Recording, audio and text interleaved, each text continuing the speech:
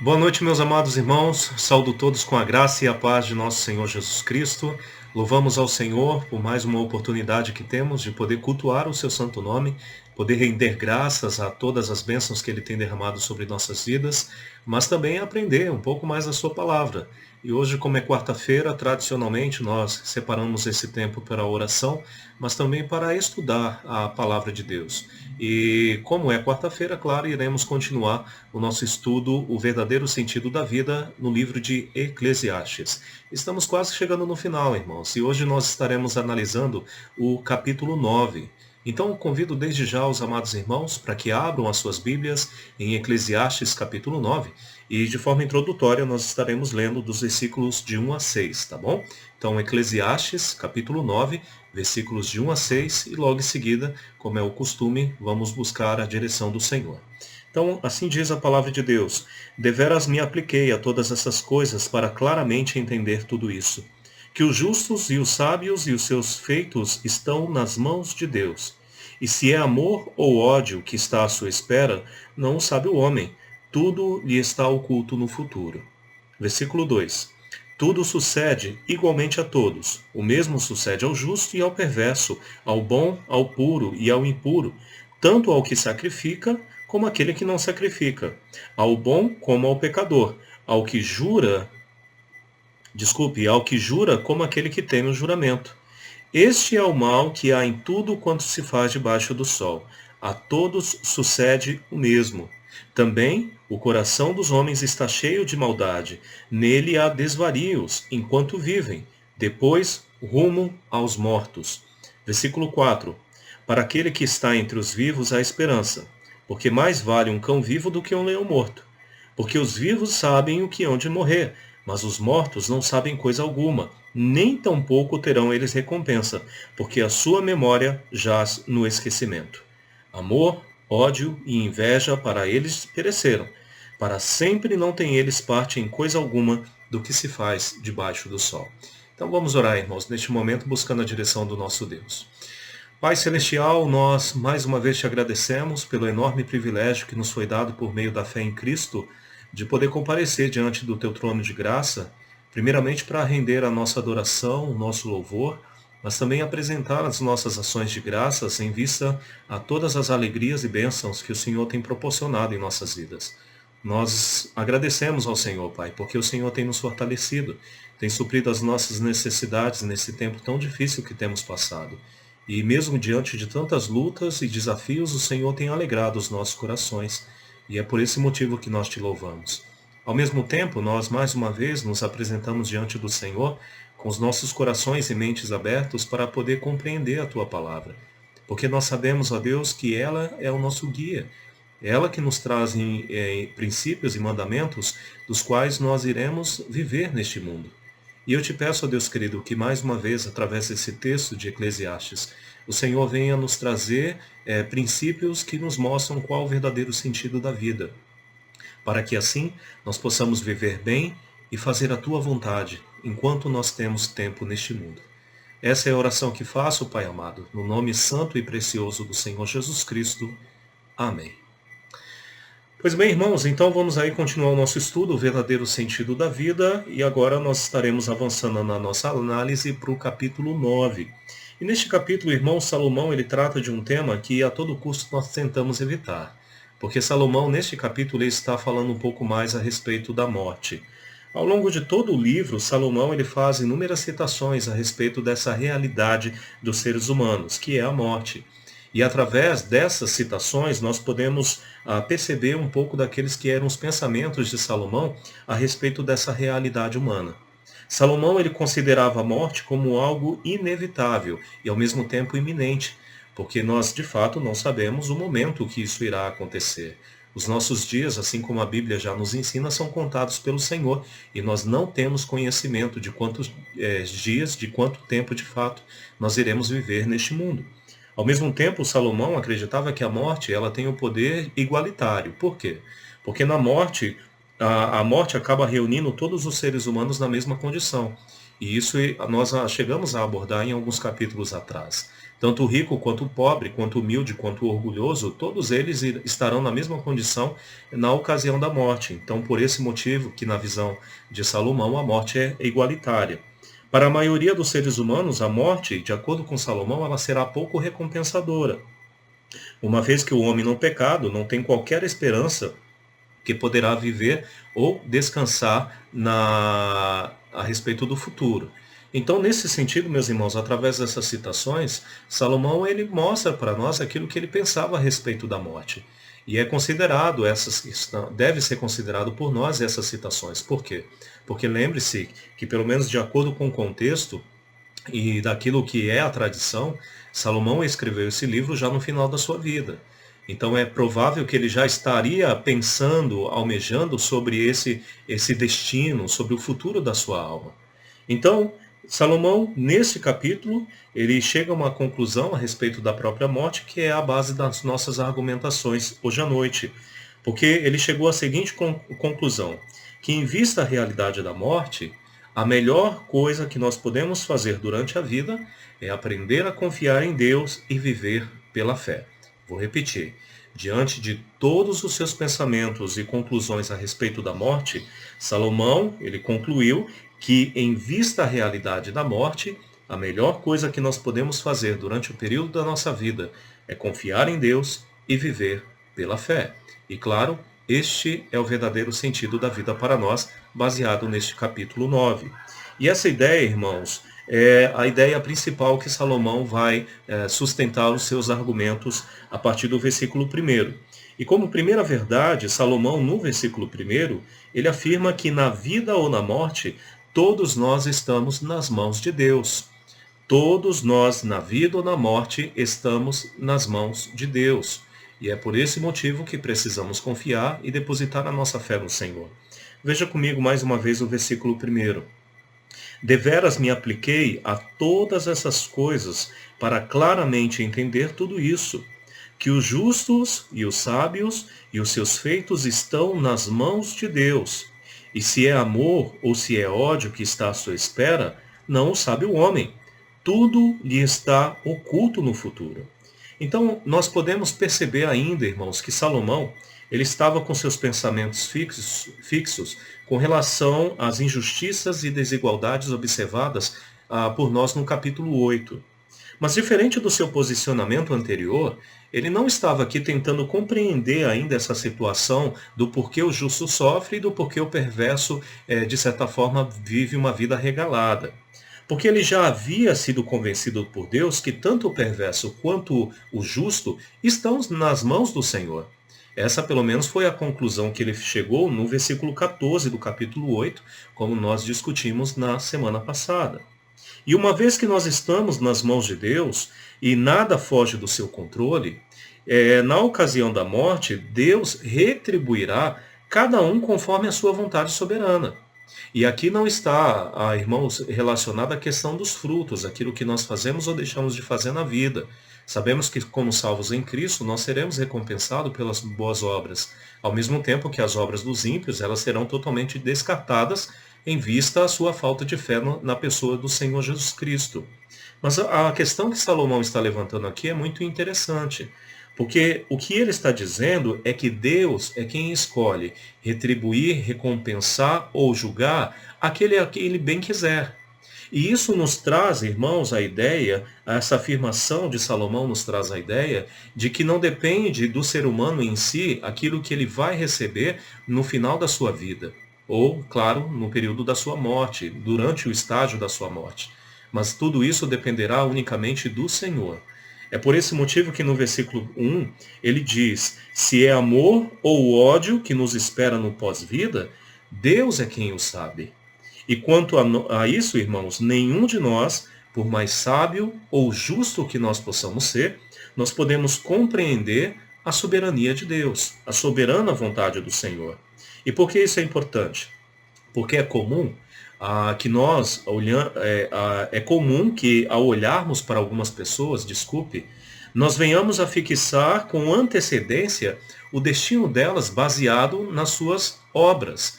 Então, é muito comum que você, ao olhar para uma vida que aparentemente tem uma vida correta, que está vivendo justamente neste mundo, você já venha fixar o destino dela, ou seja, essa pessoa vai para o céu, baseado nas aparentes obras que ela tem apresentado. Da mesma forma, quando você olha para uma pessoa que aparentemente não está vivendo uma vida muito correta diante de Deus, que está na prática do pecado, que está fazendo tudo aquilo que a sua natureza pecaminosa o busca fazer, o incentiva a fazer, logo você também chega a essa conclusão precipitada de que aquela pessoa já tem uma passagem direta para o inferno. E isso nós fazemos muitas vezes, irmãos. Nós julgamos muito, infelizmente, as pessoas nessa situação. E, na verdade, a respeito desse futuro, nós nada sabemos. E é isso que Salomão basicamente está dizendo para nós neste capítulo 9 de Eclesiastes. A não ser, nós apenas sabemos aquilo que Deus nos revela por meio da sua palavra. E para Salomão, irmãos, o paraíso e o gozo celeste era uma mera expectativa.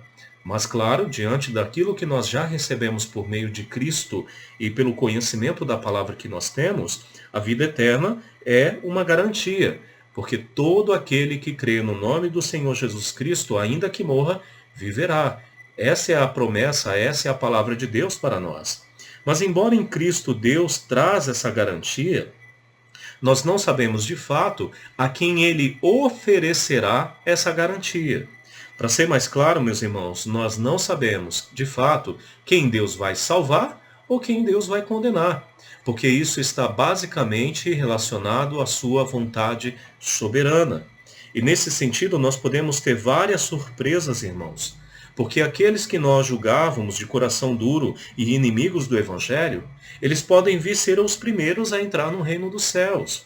Porque assim como o apóstolo Paulo bem argumentou no texto de Romanos, capítulo 9, no versículo 16, não depende de quem quer ou de quem corre, mas de Deus usar a sua misericórdia. Logo, irmãos, se Deus quiser salvar alguém na beira da morte, mesmo que essa pessoa tenha durante toda a sua vida ter praticado o pecado, ter se entregue ao pecado, Deus ele vai salvar. E nós não deveríamos nos surpreender com isso, porque o nosso Deus é um Deus de misericórdia, e o seu desejo é salvar todos aqueles que estão nas trevas do pecado. Ao mesmo tempo, aqueles que aparentemente viveram uma vida perfeita e que tinham praticamente uma certeza de que já estavam com a sua entrada nos céus garantida, principalmente baseado nas suas boas obras, essas pessoas também devem tomar muito cuidado, para que não sejam igualmente surpreendidos na ocasião da volta do Senhor Jesus Cristo. Porque o próprio Jesus chegou a afirmar no texto de Mateus capítulo 7, no versículo 21, nem todo o que me diz Senhor, Senhor, entrará no reino dos céus, mas aquele que faz a vontade de meu Pai, que estás nos céus. E, irmãos, certamente a vontade de Deus é que todo o pecador ele se arrependa e creia em Jesus como seu único e suficiente Salvador, porque essa é a única garantia que nós temos de vida após a morte, ou seja, a fé em Jesus.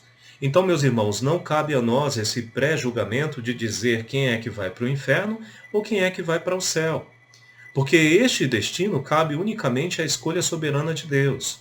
Se uma pessoa vive entregue ao pecado a sua vida inteira e Deus o resolve salvar nos minutos finais, ora, a vontade de Deus é que vai prevalecer. Da mesma forma que aqueles que infelizmente ainda continuam baseando a sua salvação nas suas boas obras, eles serão surpreendidos, porque Deus os condenará. Então, meus irmãos, o final de tudo isso, o resultado, aquilo que importa de fato, é a fé em Jesus Cristo. É a fé no Senhor Deus. É a nossa plena confiança de que Jesus é o único meio pelo qual nós podemos, sim, ter vida após a morte. E por que é importante nós crermos nessa mensagem? Porque a morte, ela virá para todos. A morte, ela virá para todos. Veja comigo os versículos de 2 a 3. Tudo sucede igualmente a todos. O mesmo sucede ao justo e ao perverso, ao bom, ao puro e ao impuro, tanto ao que sacrifica como àquele que não sacrifica, ao bom como ao pecador, ao que jura como ao que teme o juramento. Este é o mal, versículo 3. Este é o mal que há em tudo quanto se faz debaixo do sol. A todos sucederá ou sucede o mesmo. Também o coração dos homens está cheio de maldade. Nele há desvarios enquanto vivem. Depois, rumo aos mortos. Meus irmãos, a morte, ela dá fim a todas as discussões. A morte, ela dá fim a todas as desigualdades e injustiças. É por esse motivo que Salomão, neste capítulo, ele não está discutindo mais a respeito das desigualdades da vida, como se pode ver no capítulo 8. Porque ele entende que quando chegar o momento final de todas as pessoas, isso não terá mais importância, porque todos estarão absolutamente na mesma condição, ou seja, mortos. Nesse sentido, irmãos, o que nós precisamos entender, e claro, eu entendo que você já tenha aceitado essa realidade, é que todos nós um dia iremos morrer. Todos nós um dia iremos fechar os nossos olhos. E por mais que nós não queremos e por mais que nós ainda não esperemos a morte, ela chegará para todos nós. Justos e perversos, puros e impuros, aquele que justifica o seu pecado, ou aquele que não justifica o seu pecado, que é a ideia do sacrifício aqui, aquele que pratica as boas obras e aquele que se entrega ao pecado, todos igualmente um dia irão morrer. Essa é a realidade para os seres humanos. Meus irmãos, nós não temos como fugir dessa realidade. Este é o destino final de todos os seres humanos. Este é o grande mal que Salomão viu debaixo do sol, conforme ele mesmo afirma no versículo 3. E infelizmente, essa infeliz e triste realidade, ela veio para nós por causa justamente do nosso próprio pecado. Porque assim como a Bíblia nos ensina em Romanos 6:23, o salário do pecado é a morte. E eis uma pergunta interessante que eu sempre gosto de fazer no evangelismo, como eu já tenho compartilhado com os irmãos algumas vezes. E no evangelismo eu sempre questiono as pessoas, você sabe por que todo mundo morre? E é interessante que algumas pessoas, seja para se esquivar ou até mesmo demonstrando a sua ignorância espiritual, elas chegam até mesmo a questionar: não, eu não sei, por que todo mundo morre? Ora, meus irmãos, a Bíblia é muito clara nesse sentido. Todo mundo morre porque todos pecaram. Todos os seres humanos são pecadores. E é por esse mesmo motivo que, como consequência desse mesmo pecado, todo mundo um dia vai morrer. Embora a morte ainda nos surpreenda, pelo fato de nós nunca esperarmos ela chegar, ela continuará cobrando seu preço, em vista ao débito moral que todo ser humano tem diante de Deus. Porque todos pecaram e carecem da glória de Deus. Romanos 6:23. 3:23, desculpe. Salomão, neste versículo, irmãos, ele trata da depravação humana. Pois todo homem em sua vida é corrupto. E o seu coração, ele é cheio de maldade, como ele mesmo afirma no versículo 3. E essa aqui basicamente seriam as mesmas palavras que o profeta Jeremias utilizou lá em Jeremias 17, versículo 9. Enganoso é o coração do homem e desesperadamente corrupto. Ou seja, ele está pronto para fazer o mal. Ele deseja fazer o mal, ele se satisfaz em pecar. Essa é a realidade de todos os seres humanos. E é por esse mesmo motivo, não somente por causa da sua condição pecaminosa, mas também por causa da sua inclinação ao pecado e à prática do pecado, que todos os seres humanos estão sendo condenados à morte. Essa é a mesma corrupção, irmãos, que leva o homem a viver em loucura. É por esse motivo que, como foi bem observado por Salomão, os homens acabam rejeitando a Deus e se entregando a toda sorte de impureza.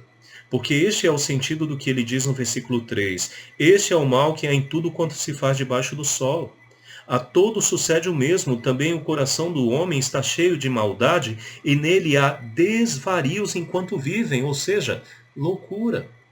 E é interessante que, analisando, por exemplo, o texto de Salmos 53, marque aí a Bíblia rapidamente, em Eclesiastes capítulo 9. Veja comigo o que o salmista vai dizer a respeito dessa prática louca dos seres humanos no Salmo 53. Salmos 53. Salmo 53, dos versículos de 1 a 3, diz o seguinte, meus irmãos. Diz o insensato ou o louco, ou até mesmo em algumas traduções perversos, no seu coração: não há Deus. E é por esse motivo que corrompem-se e praticam a iniquidade.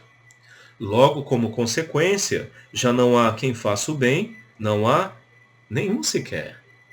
Porque do céu olha Deus para os filhos dos homens para ver se há alguém que entenda, se há alguém que ainda busque a Deus. Porém, todos se extraviaram e juntamente se corromperam. Não há quem faça o bem, não há nenhum sequer. Então veja, meus irmãos, que a corrupção que habita no coração do homem desde o seu nascimento, porque ele já nasce no pecado, o faz viver de forma louca durante todo o período da sua vida.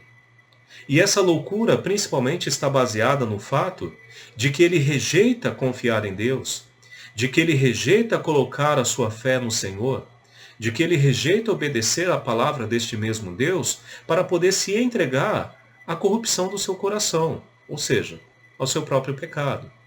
E meus irmãos, quantas pessoas não estão vivendo nessa realidade infeliz? Quantas pessoas elas não estão rejeitando a Deus e a sua palavra e o seu Filho Jesus Cristo para poder se desfrutar da sua vida de pecados, dos prazeres que o seu pecado lhe traz, das alegrias, irmãos, temporárias, das coisas ruins deste mundo, que este mundo oferece. Quantas pessoas não estão vivendo hoje essa realidade? Não estão vivendo de forma louca, não estão vivendo, irmãos, como o próprio Salomão diz, com desvarios em sua mente? Só que, infelizmente, a realidade para eles é que todos eles estão no caminho de morte. Por esse motivo que no final do versículo 3, Salomão vai dizer que todos estes que vivem dessa forma louca, rejeitando a Deus e vivendo na prática do pecado, estão rumo aos mortos. Meus irmãos, largo é o caminho que conduz à perdição. E todos os seres humanos nascidos no pecado, que vivem na prática do pecado, eles estão seguindo este caminho, que os levará não somente para a morte física, que é a nossa realidade, mas infelizmente também para a morte espiritual. Porque neste sentido o que nós precisamos compreender é que a morte física ela não será o fim. Pelo contrário, embora o corpo físico venha a perecer, o espírito, a alma, ela permanece. E para que ela permanece? Para que Deus a mantém? Para que possa julgá-los. Porque de acordo com o texto de Hebreus, capítulo 9, no versículo 27, esse texto afirma: e assim está ordenado aos homens morrerem uma só vez, vindo depois disso o juízo. A morte física, irmãos, ela não deve ser entendida como o resultado final de todas as coisas. E ela também não anula a dívida de pecado que os seres humanos têm para com Deus. As Escrituras ensinam que, embora o corpo venha a perecer, o espírito permanece. E com ele a dívida moral que todos os seres humanos o possuem. E é essa mesma dívida que os levará a juízo, porque Deus julgará todos os pecadores ao inferno e ao lago de fogo, em vista da sua incapacidade de poder pagar o seu débito do pecado. Então essa é a realidade infeliz. Este é o grande mal que há debaixo do sol. Que todos aqueles que nascem no pecado e que vivem na prática do pecado serão condenados por toda a eternidade. E aí, eles infelizmente irão sofrer, porque infelizmente rejeitaram colocar a sua confiança e fé na pessoa do Senhor Deus. E claro, na do seu Filho Jesus Cristo. E a ideia de Salomão no final do versículo 3 acaba sendo muito coerente, porque todos esses que assim vivem, eles irão morrer, não somente fisicamente, mas espiritualmente. Mas, meus irmãos, nesse mesmo texto, o Senhor nos traz a esperança, porque a observação de Salomão, a partir do versículo 4, ela é muito coerente e muito importante para nós. Pois ele diz que para aqueles que ainda estão vivos, há uma esperança. E a ideia aqui seria mais ou menos a seguinte, Depois que morre, irmãos, não há mais possibilidade de arrependimento. Não há mais nada que o homem possa fazer. Porque uma vez morto, não adiantará ele usar de justificativas ou tentar fazer alguma coisa, porque a sua condição de morte já não lhe permite mais. Mas para aqueles que ainda estão vivos, há esperança. Porque esses que estão vivos podem ainda depositar a sua fé no Senhor Deus e também no seu Filho Jesus Cristo. Por isso, Salomão, ele diz o seguinte, a partir do versículo 4, irmãos.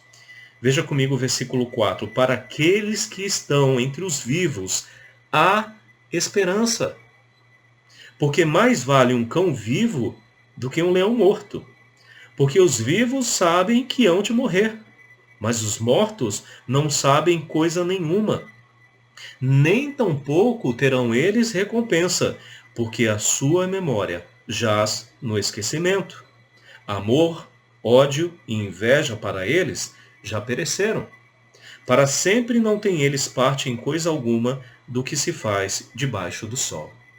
A analogia de Salomão no versículo 4 a respeito do leão e também do cão, ela é muito interessante, irmãos. Porque em sua visão, o leão, ele é honrado e temido pelo homem enquanto vive. Mas depois que o leão morre, ele nada pode fazer contra nós.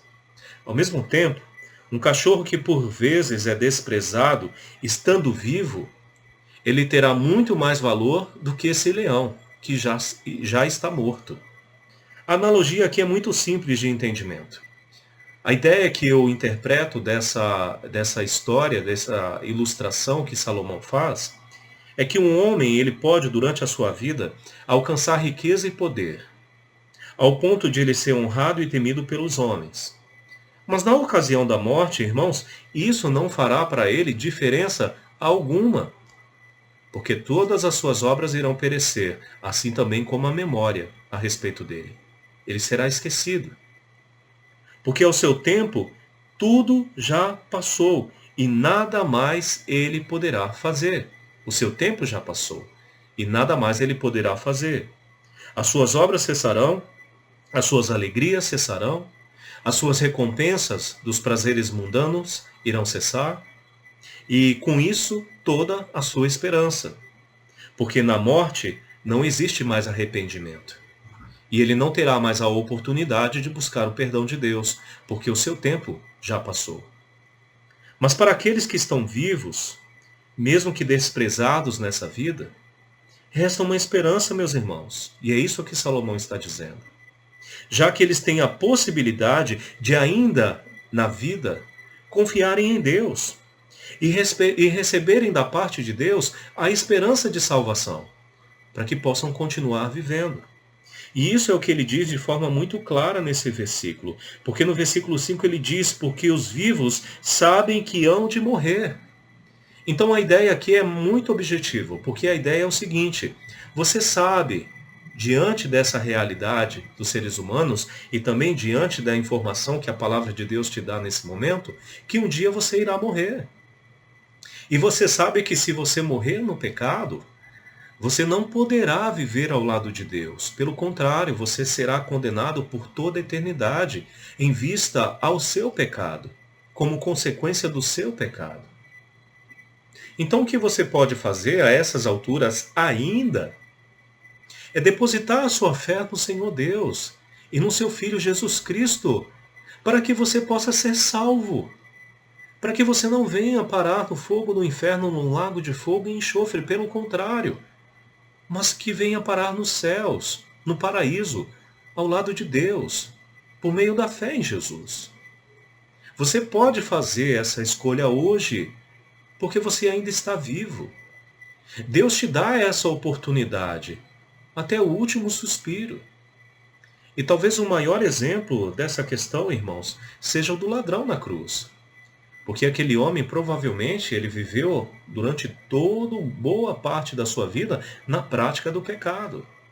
E é por esse mesmo motivo que ele foi condenado da forma cruel como foi. Só que enquanto o seu amigo, que havia cometido os mesmos crimes, zombavam da pessoa do Senhor Jesus Cristo, algo que inicialmente ele até chegou a fazer, Esse ladrão, ele parou e meditou: eu estou morrendo. Eu não tenho muito tempo neste mundo.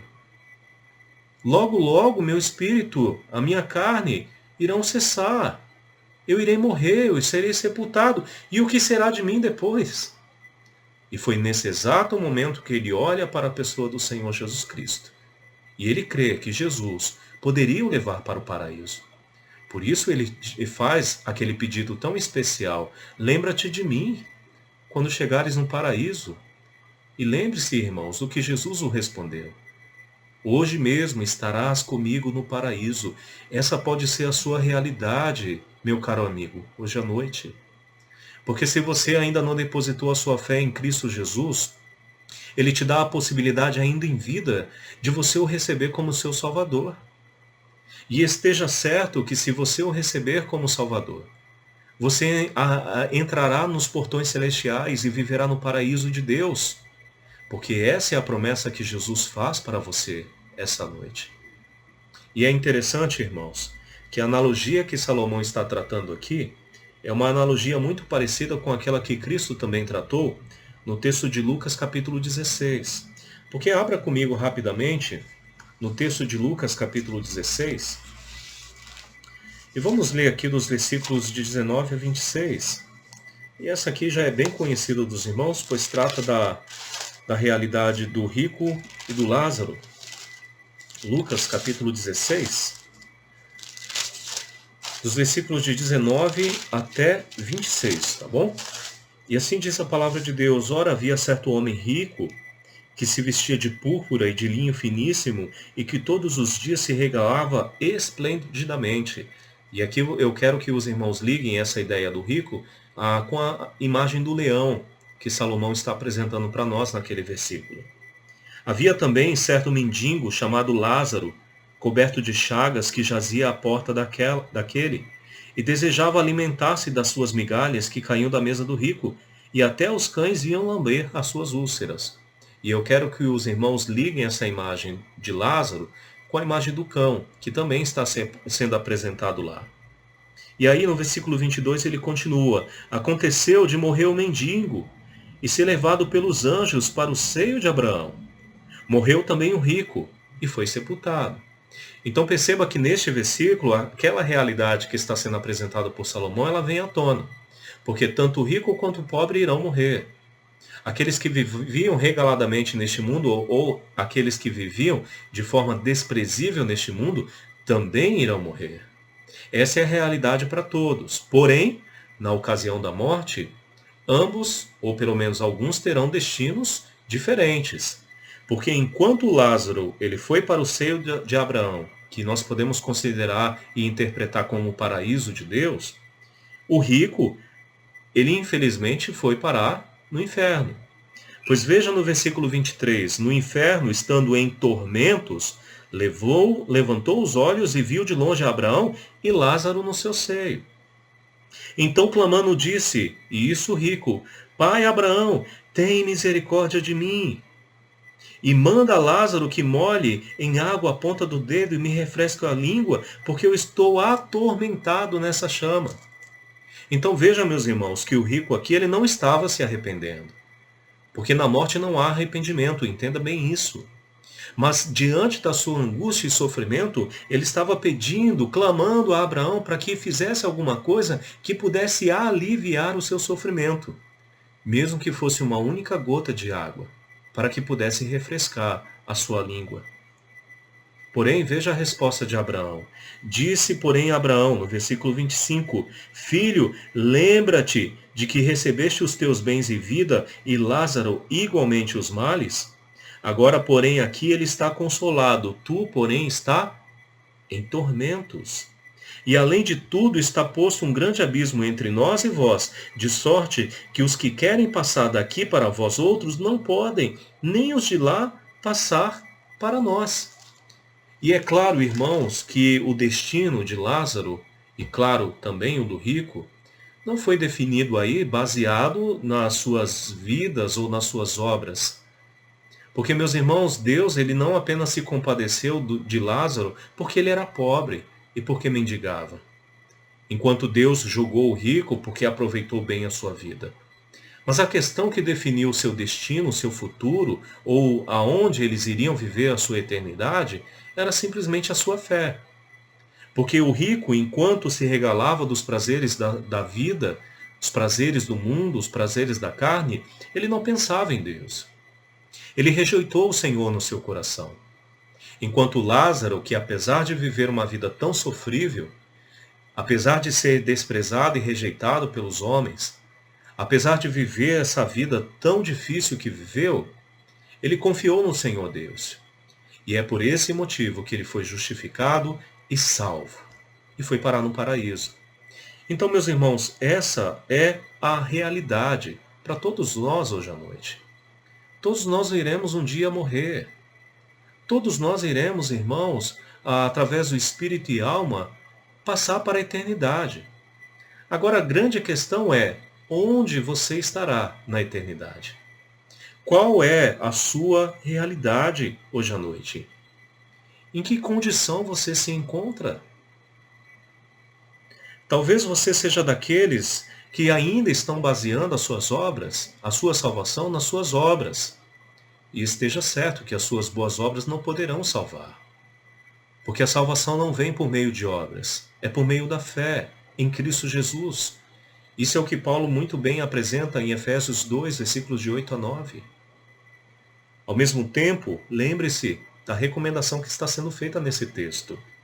Porque se você reconhecer o seu pecado hoje, e você reconhecer a sua condição pecaminosa diante de Deus, e você se arrepender do seu pecado e clamar misericórdia do Senhor como Lázaro fez, e receber a Jesus como seu único e suficiente Salvador, você irá viver, apesar de ainda ter que morrer. Porque a promessa do Senhor Jesus Cristo é que Ele pode te salvar. E você passará do estado de morte agora para a vida, porque aquele que morrer em Cristo, ainda que morra, viverá. E essa é a promessa que o Senhor faz para ti, que quer crer nele, que está pronto a crer nele. E a partir daí a morte, meus irmãos, ela não será mais um tormento. Pelo contrário, porque ela não será mais um motivo de preocupação para nós, porque Cristo a venceu. Cristo venceu a morte. E a morte que nos causava tanto sofrimento, angústia e falta de esperança, agora, na verdade, ela pode nos trazer recompensa. Porque assim como Paulo também nos ensinou, o viver é Cristo e o morrer é lucro. E essa é a argumentação que Salomão passa a fazer a partir do versículo 8. Pois veja comigo o conselho que Salomão vai trazer para nós a partir do versículo 8. Pois ele diz o seguinte, a partir do versículo 7. Vai, pois, come com alegria o teu pão e bebe gostosamente o teu vinho. Pois Deus já de antemão se agrada das tuas obras. Em todo tempo sejam alvas as tuas vestes e jamais falte o óleo sobre a tua cabeça. Goza a vida com a mulher que amas todos os dias da tua vida fugaz, os quais Deus te deu debaixo do sol. Porque essa é a tua porção nessa vida pelo trabalho com que te afadigaste debaixo do sol. E ainda no versículo 10, tudo quanto te vier à mão para fazer, faze conforme as tuas forças, porque no além para onde tu vais, não há obra, nem projetos, nem conhecimento, nem sabedoria alguma. Meus irmãos, a primeira verdade que Salomão trouxe para nós hoje à noite é que todos nós, em vida ou na morte, estamos debaixo das mãos de Deus. E o nosso destino cabe a Ele definir.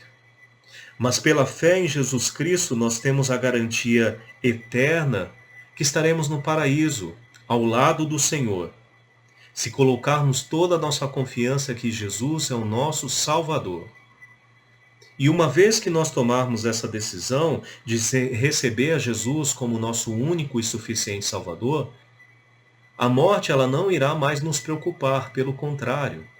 Nós aprenderemos a recompensar e alegrar ao nosso coração durante o período de vida.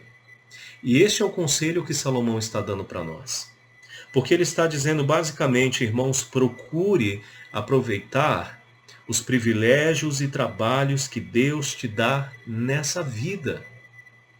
Porque, meus irmãos, devemos reconhecer que temos pouco tempo, pouquíssimo tempo neste mundo. Todos nós, irmãos, temos pouquíssimo tempo de vida. Vida essa que, se não for bem aproveitada, passará rápido e não será bem recompensada. É por esse motivo que, a partir destes versículos, Salomão ele começa a apresentar para nós algumas questões práticas que nós devemos adotar. E a primeira delas, baseada no versículo 7, é que nós devemos estar pronto a desfrutar das bênçãos de Deus. Pois ele diz: come com alegria o teu pão e bebe gostosamente o teu vinho, pois Deus já te dá de antemão, porque ele se agrada das tuas obras. Meus irmãos, todas as coisas que temos são bênçãos de Deus. Desde aquilo que nós comemos, que bebemos, que vestimos, todas as alegrias e bênçãos que Deus coloca para nós nessa vida devem ser bem aproveitadas por nós. Então a recomendação de Salomão é que, em vista à esperança eterna que temos de que iremos viver ao lado de Deus, nós devemos aproveitar neste momento para poder desfrutar de todas as bênçãos que Ele tem nos oferecido. Porém, sem exageros. Porque veja a recomendação que ele faz para nós no versículo 8. Em todo tempo sejam alvas as tuas vestes, e jamais falte o óleo sobre a tua cabeça. E aqui eu pego essa afirmação de Salomão e claramente faço um simbolismo aí com relação à nossa pureza de vida. Porque, embora nós possamos desfrutar das bênçãos dessa vida, obviamente nós não podemos ultrapassar os nossos limites morais. Nós temos que prezar pela santidade e a pureza no nosso viver. Porque somente dessa forma, obviamente, nós estaremos agradando ao Senhor Deus. E aí no versículo 9 ele também traz uma recomendação bem interessante. Porque aqui ele fala que nós devemos aproveitar para poder amar a nossa esposa, não é? Mas eu pego essa mesma recomendação e aplico também a toda a família. Porque, meus irmãos, muitas pessoas estão, infelizmente, perdendo o tempo de se alegrar com a sua família em vista à busca de todos os bens materiais que nós já discutimos inúmeras vezes que irão um dia perecer. Então, se nós temos a certeza que nós iremos para a eternidade, que um dia nós iremos morrer, o que nós devemos fazer é aproveitar das bênçãos de Deus, vivendo uma vida de pureza, mas também se alegrando ao lado da nossa família. Por esse motivo, aproveite o tempo ao lado dos seus filhos. Aproveite o tempo ao lado do seu cônjuge. Porque certamente eles poderão lhe dar uma alegria que certamente o dinheiro deste mundo e as riquezas desse mundo não podem lhe oferecer. Ao mesmo tempo, Salomão diz que nós devemos fazer tudo isso, irmãos, porque toda a morte acaba sendo imprevisível. Desculpe. A morte acaba sendo imprevisível. E é por esse mesmo motivo que no versículo 10 ele diz que nós não devemos deixar nenhum trabalho inacabado. Então, se você tem alguma coisa ainda por fazer, se aplique a isso, trabalhe. Porque quando for para a eternidade, ora, você não terá mais a necessidade de fazer nenhum tipo de trabalho, que, claro, ficará aqui nesse plano terreno. Então, uma vez que a morte também é imprevisível, se nós não estivermos apercebidos a respeito dessas questões, nós não teremos nenhuma recompensa. Basicamente, se você não, neste momento, começar a aproveitar as bênçãos de Deus, começar a aproveitar as alegrias dessa vida, se você não começar a aproveitar, estar ao lado da sua família, se alegrar com eles, e se você não se aplicar a terminar o seu trabalho neste mundo, a sua obra neste mundo, você não terá recompensa nenhuma na ocasião da morte. Por esse motivo que nos versículos 11 e 12, Salomão diz o seguinte: vi ainda debaixo do sol que não é dos ligeiros o prêmio, nem dos valentes a vitória, nem tampouco dos sábios o pão, nem ainda dos prudentes a riqueza, nem dos inteligentes o favor. Porém, tudo depende do tempo e do acaso. Pois o homem não sabe a sua hora. Como os peixes que se apanham com a rede traiçoeira, e como os passarinhos que se prendem com o laço, assim se enredam também os filhos dos homens no tempo da calamidade, quando cai de repente sobre eles. Então perceba que Salomão ele está lhe dando várias recomendações. Olha, aproveite as bênçãos de Deus e os privilégios que ele tem lhe oferecido. Aproveite a sua família. Aproveite para poder se alegrar com o seu trabalho durante este tempo que você tem. Porque brevemente a morte vem, de forma que você não espera. E se você não souber aproveitar todas essas coisas, é claro, vivendo em santidade, você certamente não terá recompensa nenhuma neste plano terreno. E para finalizar, irmãos, a suma que Salomão chega é que nós devemos viver com fé, mas ao mesmo tempo com sabedoria, que é principalmente as argumentações que ele tem utilizado neste livro. Pois veja comigo o que ele diz nos versículos de 13 a 18 para que nós possamos finalizar. Também vi este exemplo de sabedoria debaixo do sol, que foi para mim grande. Houve uma pequena cidade em que havia poucos homens, veio contra ela um grande rei, sitiou-a e levantou contra ela grandes baluartes.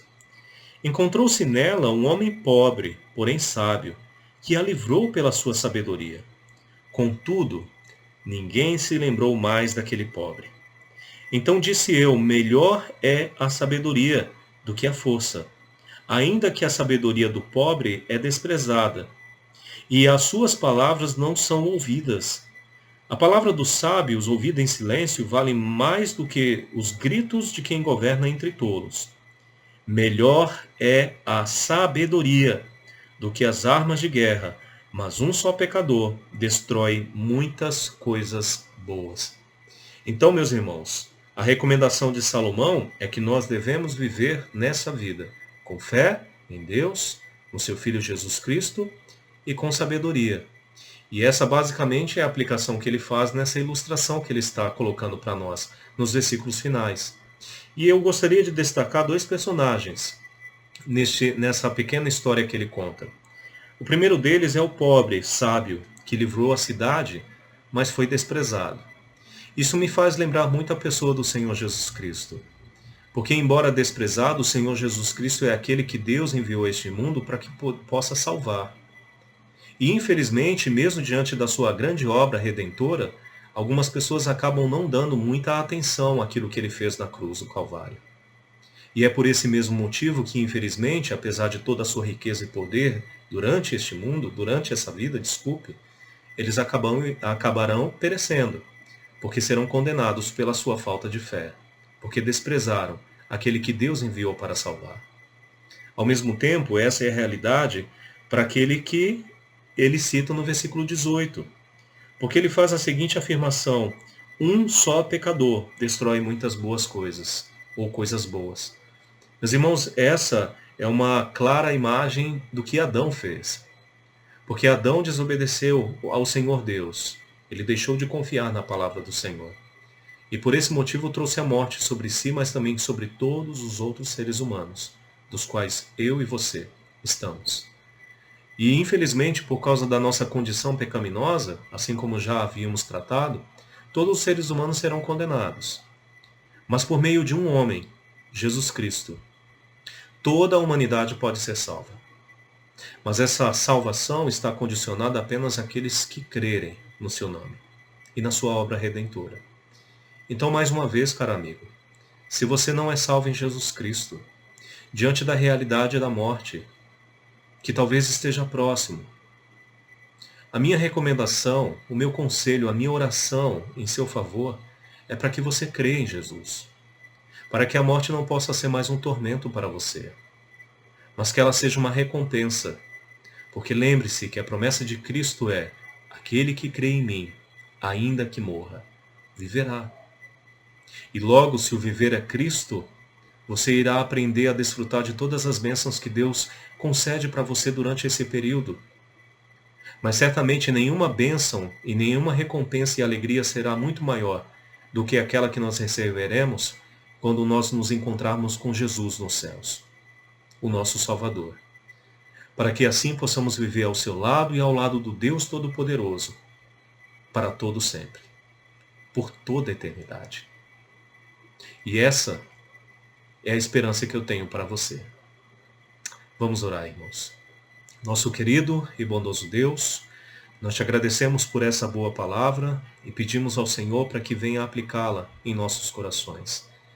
Que como salvos possamos, ó Deus, aproveitar as bênçãos que o Senhor tem nos dado, vivendo uma vida sábia, nos alegrando ao lado da nossa família, mas também concluindo os trabalhos e missões a qual o Senhor nos designou. Ao mesmo tempo, Senhor, eu oro para que aqueles que ainda estão desapercebidos, aqueles que ainda estão em trevas, possam colocar a sua fé no seu Filho Jesus Cristo, para que assim possam ser salvos e serem recompensados na eternidade, ao seu lado, Senhor. Essa, Senhor, é a oração que faço em nome de Cristo Jesus. Amém. Pois bem, irmãos, que Deus abençoe essa palavra em vossos corações. E na semana que vem, ou na verdade, nesse próximo final de semana, estamos juntos mais uma vez para estudarmos a boa palavra do Senhor. Que Deus abençoe e que continue fortalecendo a cada um dos irmãos.